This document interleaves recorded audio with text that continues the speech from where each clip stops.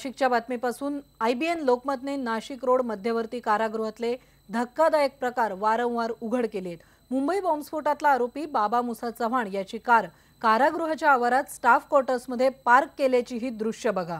तुरुंग अधिकाऱ्यांनी याची चौकशी करत असल्याचं IBN लोकमतशी बोलताना आता स्पष्ट केलंय।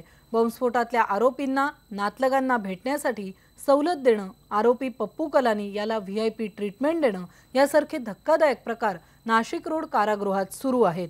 VIP कैद्यांना VIP ट्रीटमेंट देण्यासाठी नाशिक रोड कारागृह प्रसिद्ध आहे, किंबहुना कुप्रसिद्ध आहे।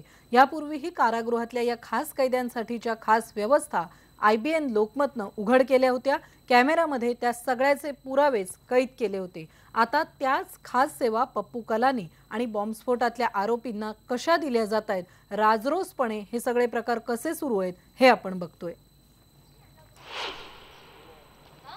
VIP कैद्यांना VIP ट्रीटमेंट देण्यासाठी नाशिक रोड कारागृह प्रसिद्ध आहे आणि या आधी देखील कारागृहातल्या खास कैद्यांसाठीच्या व्यवस्था IBN लोकमतनं उघड केल्या होत्या।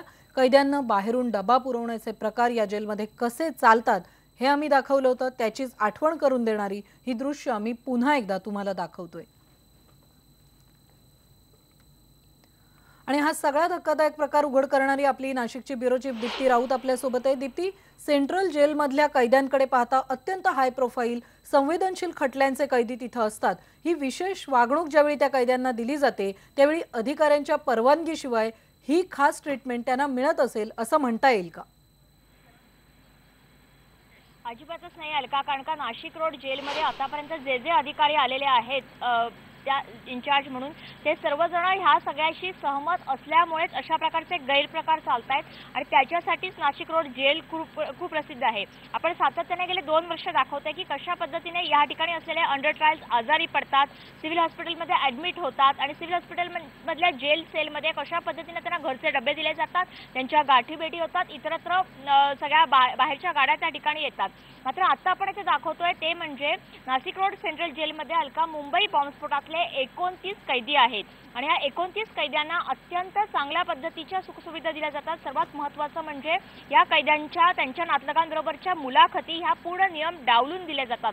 आपण दाखवतोय की कैद्यांच्या मुलाखतींची वेळ नसताना सुद्धा त्यांच्या नातलग वकिलांच्या नावाखाली कैद्यांना सातत्याने भेटू शकतात। दुसरा महत्त्वाचा मुद्दा म्हणजे गेल्या वर्षभरापूर्वी आपल्याला कल्पना आहे की परेराची गाडी ही जेलच्या गेटपर्यंत जाण्याचा मुद्दा गाजलेला होता, तरी सुद्धा ह्या गैरप्रकाराला अडकाव बसलेला नाहीये। IBN लोकमतच्या हाती लागलेले हे चित्र आपण फोटो पाहतोय की जिथे बॉम्बस्फोटातला आरोपी बाबा मुसा चव्हाण याची गाडी रविवारी स्टाफ क्वार्टर्समध्ये जेलच्या स्टाफ क्वार्टर्समध्ये पार्क करण्यात आलेली होती। दिवसभर ही गाडी त्या ठिकाणी होती, मात्र अद्यापही जेल प्रशासन मान्य करायला तयार नाहीये। मात्र जेव्हा आपण हा पुरावा दिला त्यानंतर आम्ही याची चौकशी करू असं आश्वासन तरी देत आहेत।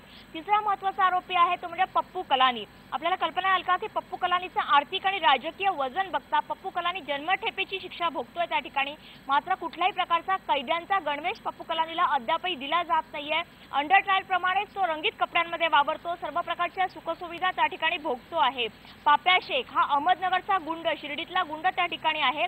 15 दिवसापूर्वी जेव्हा अहमदनगर कोर्टामध्ये त्याने राडा केला तेव्हा त्याच्या शरीरामध्ये अल्कोहोलचं प्रमाण आढळलं होतं, तो पूर्णपणे दारू पेलेला होता। पाप्या शेखकडे दारू आली कुठनं याच्याबद्दलचा गुन्हा दाखल झाला, मात्र त्याची कुठल्याही प्रकारची कारवाई झाली नाही। एकूण काय तर नाशिक रोड सेंट्रल जेलमध्ये कैद्यांचे चालणारे हे सर्व कैद्यांची चालणारी मौज मजा उघड गुपित आहे आणि याच्याबद्दल जेल प्रशासन आतापर्यंत काहीच करत नाही।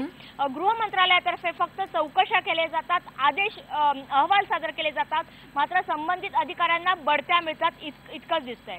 धन्यवाद दीप्ती, आणलेल्या ही सगळी जी माहिती आणि रिपोर्ट समोर आणलाय त्याबद्दल।